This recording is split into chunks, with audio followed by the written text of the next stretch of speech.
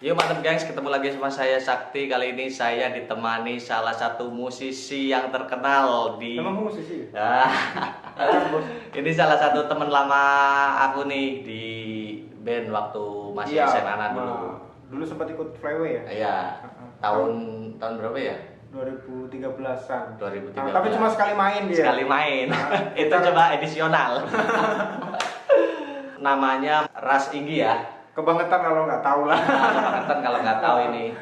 Pokoknya musisi Kebumen pasti tahu lah sama Ras Inggi. Bisa di follow Instagramnya, ada di Ras Inggi Official lah. Ras Inggi Official, Kepoin sama aja. YouTube channelnya di Sama Ras Inggi Official. Ras Inggi Official. Oke. Gimana kabar Flyby sekarang, lancar? Sehat lah. Biar tetap lancar walaupun dengan apa? Masih streaming doang ya karena corona kan. Ya. Nggak bisa kemana-mana, nggak bisa bikin acara yang gede-gedean. Ya. Ya. Disyukurin aja, Oh, dinikmatin aja. Tergantung penyikapannya mau gimana. Justru dengan corona ini harusnya otak kita lebih terpacu untuk lebih berkreativitas kan harusnya. Lebih Iya, siap. berkaryanya lebih karena banyak waktu luangnya. Ya, betul, Iya kan? betul. Ini berarti udah off manggung offline itu dari awal corona dulu ya, 2020 ya? Terakhir itu Februari kayaknya. Dan itu ya ada sekitar 10 job yang di cancel karena itu. 10 job lebih berarti ya? 10 panggungan lebih di cancel karena Wah, corona. sayang sekali ya. Kurang ajar. Kurang ajar. Semoga corona segera usai lah ya, enggak? Ya, stop bahas corona sudah. Corona sudah Stop. selesai. Corona sudah selesai, Bos. Waktu itu aku masuk Flyway itu kan lagunya baru ada 4 ya, Empat yang direkod. yang direkod. Terus ada lagu lagi yang Welcome to Flyway itu belum direkod ya waktu itu ya. Belum sempat. Belum sempat. Jadi ada 5 lagu. Iya. Sekarang kalau boleh tahu udah berapa lagu Flyway ini? Udah berapa? 53. Udah 53. Ya, udah dibikin 4 album ini. Lumayan ya, udah 4 album. Itu nyiptain sendiri atau bareng-bareng? Kebanyakan sih aku sendiri ya. Sendiri? Iya. Makanya dari lirik-lirik yang sekarang ini kan lebih ke yang akunya gimana. Oh ya. Lebih ke Relate ke diri sendiri iya, lah ya. lebih relate ke diri sendiri, Hmm. lebih banyak nyeritain apa perjalananku, entah itu religi, entah ya hal spiritual, terus apa kegiatan-kegiatanku di lingkungan. Oh iya. Jadi semuanya dari motivasi diri sendiri, kehidupan diri sendiri yang Iya. diutarakan dalam bentuk karya lagu lah ya. Iya, termasuk yang tadi lu bilang sebelum ini, sebelum acara ini, soal toleransi gitu. Oh ya, siap. Ini nanti akan saya tanyakan juga ini masalah ini. Cukup menarik soalnya ya Mas Igi. Langsung aja nyambung ke situ.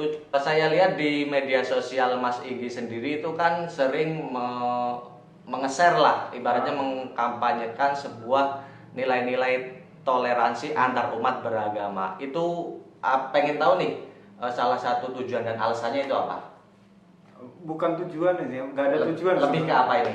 Lebih ke kesadaran diri. Oh, kesadaran Iya, diri. karena ya selain ngeband aku juga ikut komunitas kan, komunitas Nahdlatul Ulama, Iya. terus Gus Durian juga. Tahu Gus Durian nggak? Tahu, saya Gus Durian. Oh, Gus sejati. Durian. Ikut Gus Durian, terus ada lembaga di sini juga yang ngurusin orang-orang difabel di situ. Di situ saya lebih ngerasa bahwa ya hidup itu memang harusnya berdampak baik buat orang lain. Ada buah yang bisa dihasilkan dari diri kita untuk kehidupan orang lain. Jadinya untuk kalau soal toleransi, lingkungan saya sendiri sudah beda dari kecil ya.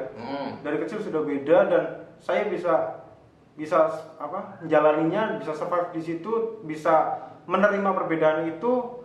Saya rasa ini hal baik yang harus diutarakan juga kepada orang lain. Iya. Jadi bukan cuma ilmu yang bisa didapat dari buat kita sendiri, tapi bisa buat keberlangsungan orang lain. Intinya membangun sebuah perdamaian antar umat beragama gitulah ya. Intinya juga membangun mindset bahwasanya ya dunia itu pelangi, nggak cuma hitam putih. Kalau hitam putih mah Bervariasi lah ya. Iya. Ini sebenarnya saya penasaran, waktu itu kan sempet satu panggung sama Cak Nun ya. Bukan satu panggung kali Apa sih ya? Saya nonton di YouTube-nya. Itu ada acara Juguran Syafaat. Itu emang acara rutinnya Cak Nun kan. Dan kebetulan lagi ada di Purwokerto. Nah, di sana saya bisa naik ke panggung karena Mas Doni. Mas Doni. Yang kumisan, yang vokalisnya Seventeen tadi. Oh iya, seperti Seventeen tahu. Gara-gara Mas Doni terus dipanggil suruh naik. Itu sebenarnya banyak yang mau saya omongin. Mungkin karena grogi ya di depan orang yang bukan komunitas saya. Jadinya saya ya ngelantur ngomongnya kayak gitu. Tapi enak sih kalau Cak Nun ngobrolnya, emang dia memandang manusia sebagai manusia, bukan sebagai apa ya, yang di luar komunitas. Enaknya kayak gitu. Jadi ya fair lah gitu lah ya ini. Iya, care. Mantap. Memang saya juga panutan banget sama Cak Nun. Gus Durian juga sangat suka lah. Kalau Gus Durian itu sih sebenarnya kan lebih nguri-nguri itu. Nguri-nguri tahu? Nguri-nguri apa? Lebih apa ya? Menelaah apa pesan yang disampaikan sama Gus Dur di waktu dia masih hidup. Dan kebetulan relevan juga dan dalam kehidupan sekarang kan. Iya. Ya baiknya kayak gitu sih. Banyak relate sama kehidupan sekarang apa yang dikatakan Gus Dur dulu gitu. Iya, banyak banget. Banyak banget yang relate. Itu hal-hal yang perlu kita jaga juga. Omongannya Gus Dur perlu kita jaga. Makanya saya ikut Gus Durian. Mantap. Sip lah. Kita ke musik lagi ya, kita beralih ke musik lagi coba. Mas Inggi ini kan salah satu vokalis di Flyway ya. Iya. Flyway itu yang bergenrenya itu reggae ya, lebih ke reggae ya. Culture-nya reggae tapi ke bawahnya ada dub. Kita main dub juga, main roots juga. Oh ya. Mainnya lebih modern juga. Oh ya, siap. Jadi bisa dibilang nggak terlalu idealis, industri juga gitulah ya. Enggak, itu malah justru idealis. Idealis. Kalau reggae ya kalau mungkin saya bisa aja bikin lagu-lagu kayak kemarin-kemarin kayak dulu-dulu yang Kode Ciu, yang easy listening. Tapi arah kesini saya makin bikin lagu yang liriknya susah-susah. Oh ya, jadi justru semakin kesini semakin idealis. Iya, makin idealis. Makin idealis ya. Karena ya tanggung jawab, kita sebagai musisi kan punya tanggung jawab mengedukasi pendengar kita atau memberi apa ya, wejangan lah ibaratnya kalau orang Jawa kan. Iya, ngasih motivasi buat teman-teman lewat karya saya. Jadi intinya saya nggak mau diatur sama pendengar saya. Saya lebih menjadi apa ya, leadernya. Kalau di itu kan leadernya. Saya pengen teman-teman yang ngikutin saya, bukan saya yang ngikutin teman-teman. Kalau di industri beda lagi kan. Di industri berarti kita yang ngikutin pasar. Iya, nggak mau saya. Itu merasa tertekan sebagai bisa dibilang musisi atau seniman lah ya. Sebagai seniman saya merasa tertekan ketika saya ngelakuin hal yang tidak saya sukai. Iya kan? Dan apalagi kalau kita bicara soal kehidupan nyatanya ya, bukan soal musisinya atau senimannya.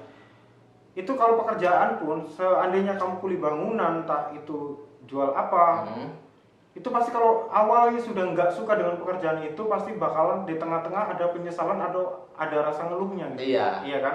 Makanya setiap pekerjaan itu harus kurang seret gitu. Iya, pekerjaan itu harus dikerjakan dengan cinta. Iya. Apa yang kita sukai ya kita jalani, kita kerjakan. Iya. Ya. Walaupun biasanya juga dengan sikap kita yang seperti itu, impact yang kita dapat atau reward yang kita dapat nggak sebesar yang industri. Iya.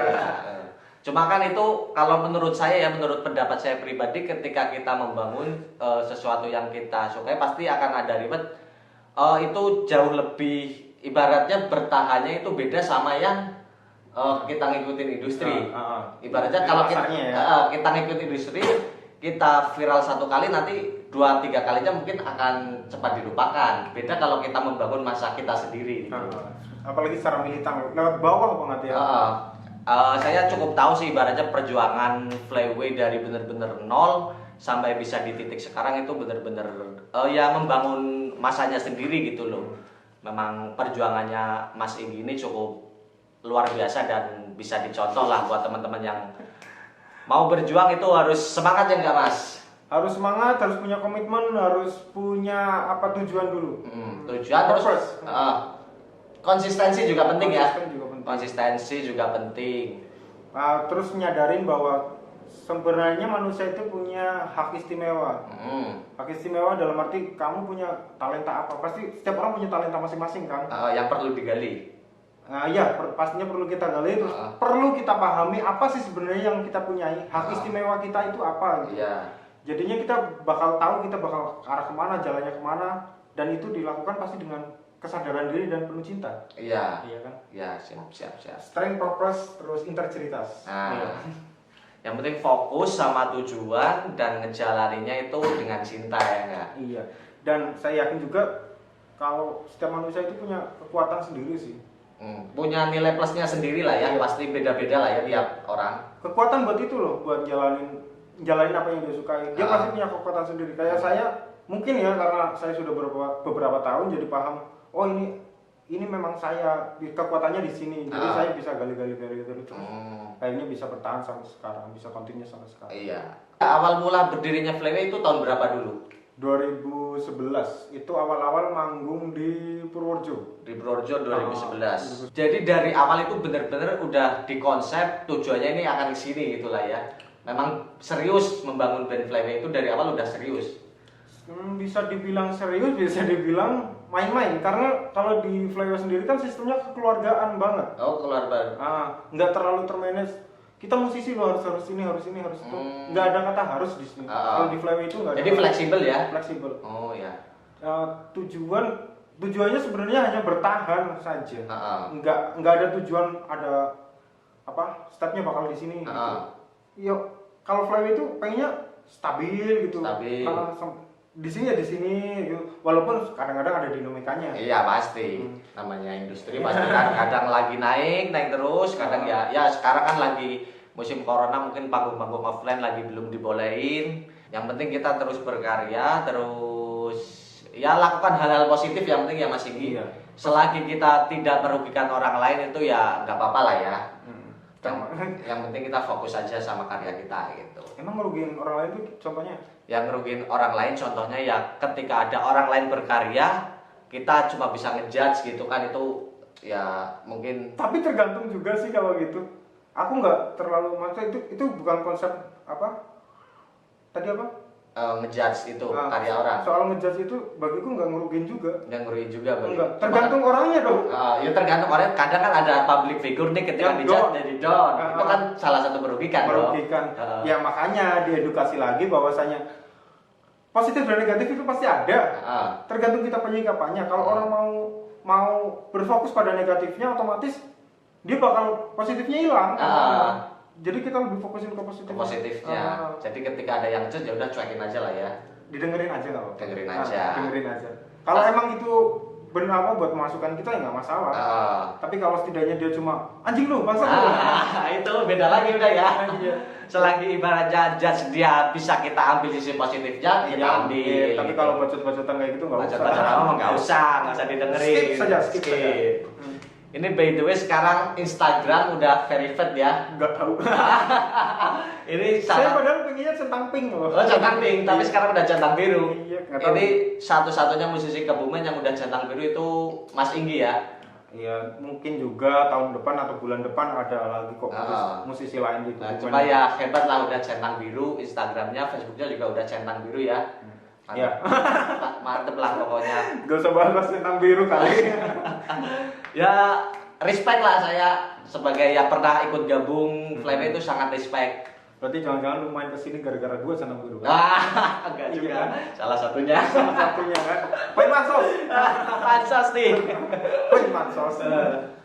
Terus sih sekarang aku konten juga kan? Ya konten gini-gini doang lah, masih sedikit juga subscribernya, makanya pengen pansos nih Mas Inggi. Nggak masalah, pansos. Asal ngomong dulu mau pansos. Lebih enak daripada di belakang ya. Kamu udah tunde main pansos ribet amat.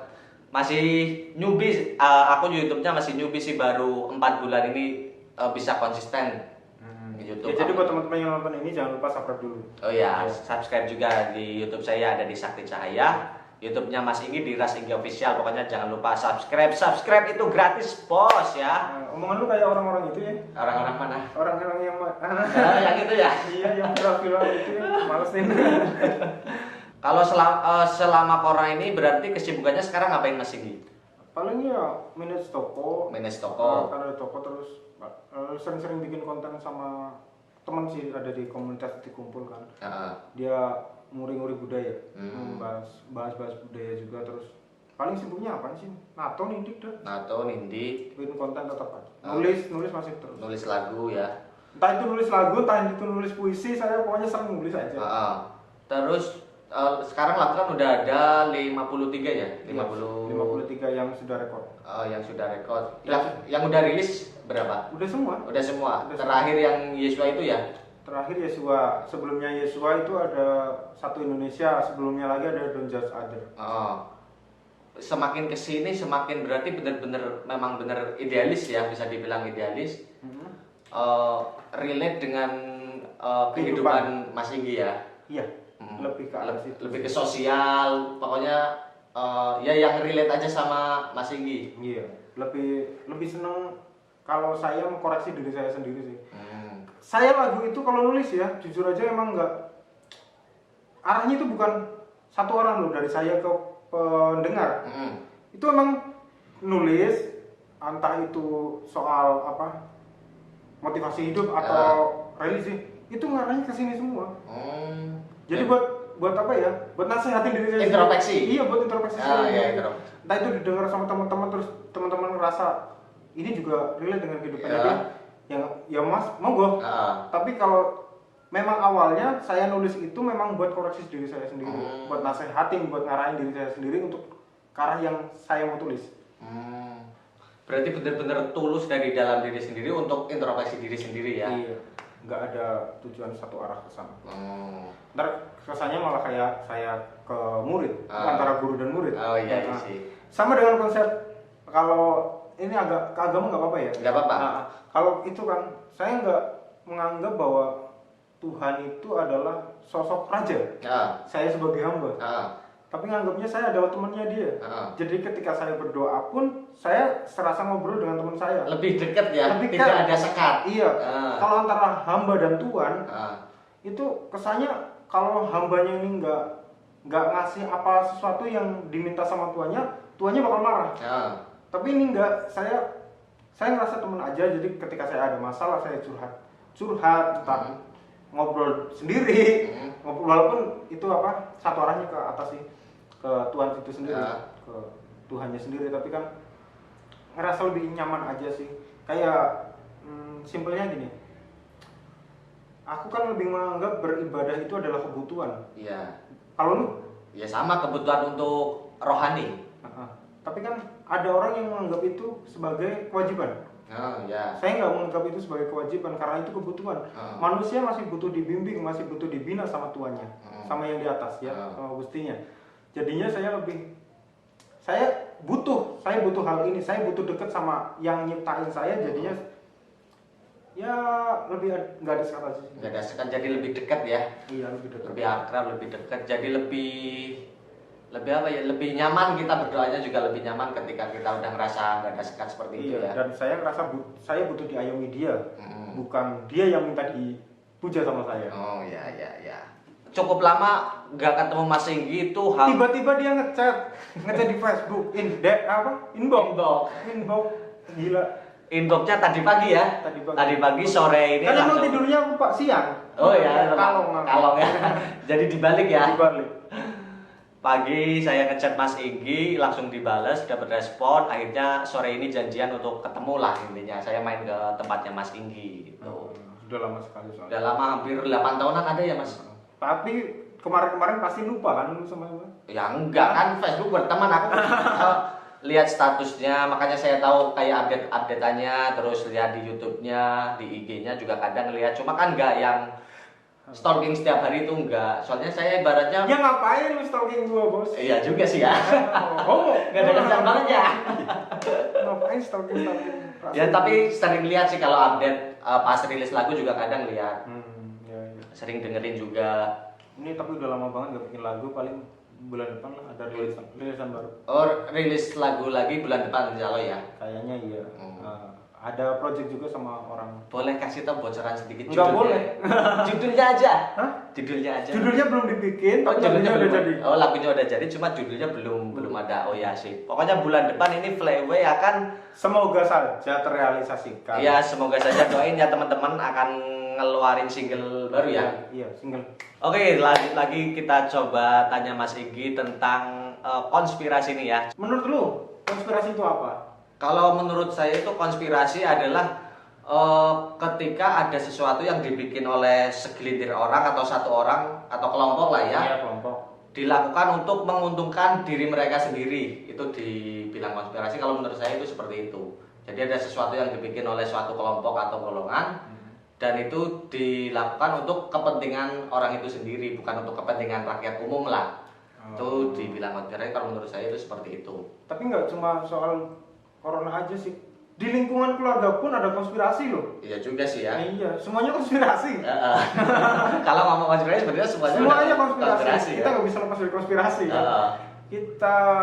Kita disekolahin sama orang tua pun itu konspirasi orang tua kan. Iya, iya. Sistemnya orang tua yang dipaksain buat kita Untuk iya. anaknya. Banyak konspirasi bos. Susah, jadi kalau ya tergantung penyikapannya aja.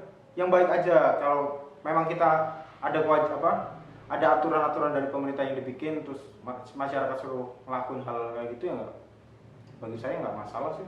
Tinggal ditaati Cuma aja. yang nggak lucu-lucu amat gitu aturan. Iya sih, kadang maksudnya aturan pemerintah kadang kan ada yang ya masih janggal lah di mata Sangat masyarakat. janggal. Masih janggal, jadi kan masih kontroversi sekali. Udah ditetapin itu kan kadang ya Contohnya, masih sangat disayangkan. mudik nggak boleh, tapi ke tempat wisata boleh. Ya itu Iya. salah satunya. Itu kan terlalu Paradoks banget ya. dari jauh. Kontradiktif. Aneh aja. Jadi kalau pemerintah tolonglah, nggak usah aneh-aneh lah bikin aturan-aturannya. Lagi pula ya kita perlu waspada. Contohnya dulu atau kemarin ya ada virus-virus flu burung, Flu burung, flu babi. flu babi. Virusnya tetap ada kan, tapi kan masyarakatnya Ya udah biasa kegiatan iya. sehari-hari gitu. udah ngeblend sama virus. Jadinya jadi corona nggak bakal selesai ketika kita terlalu euforianya terlalu gede, terlalu ngambil sikap yang berlebihan. Jadi yang perlu di stop mungkin masalah isu-isunya mungkin ya. Ya isu-isunya, terus bisnis di dalamnya itu perlu dikulik. Iya sih. Pokoknya ya jangan terlalu nge-share berita-berita corona secara sembarangan lah, yang penting kalau Itu buat nguntungin orang-orang juga loh. Iya, Tapi kalau diambil dari sisi sebaliknya, wartawan atau berita-berita yang bertebaran gitu, kalau saya pikir memang ada baiknya juga. Jadi buat nakut-nakutin masyarakat bahwasanya ya kita perlu jaga kayak gitu biar corona ini selesai, nggak parah lagi. Iya. Biar stop gitu loh. Jadi kan masyarakat lebih takut. Jadi bakal stop. Jadi nggak ada masalah tentang berita-berita itu sebenarnya sih. Tapi tergantung juga ke kitanya gimana. Kembali ke diri kita masing-masing menyikapi berita yang diedarkan itu lah ya. Iya. Oke, yang terakhir ya, kita akan coba apa ya, genjreng-genjreng lah, nostalgiaran salah satu lagunya Mas Inggi yang Dulu judulnya sempat ngulik ya? Hah? Dulu sempat ngulik. Kan sempet juga. Dulu manggung ada 3 atau 4 lagu lah, lupa lagi, di Pantai Suwuk aku 4 ingat. lagu kayaknya. Itu pas acara apa dulu ya? Dulu Momonon ya?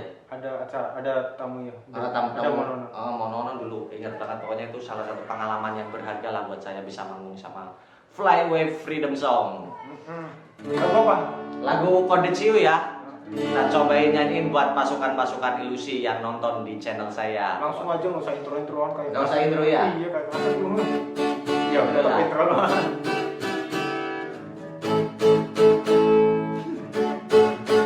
Masih ingat?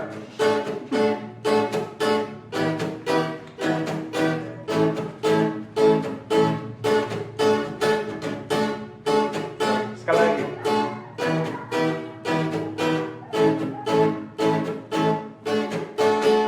Malam kelayaban, siang keluyuran, gak pernah mikirin apa itu masa depan. Bangun kesiangan, sering telat makan, yang gue pikirin cuma sebotol minuman. Yes ya.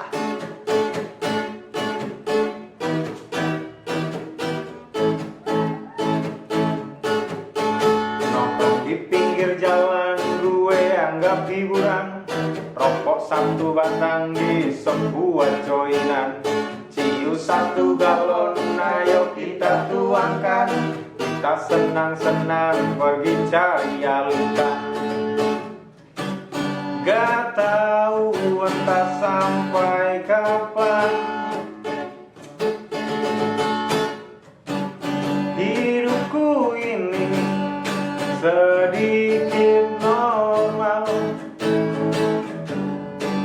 Otakku aja nggak mikir ke depan.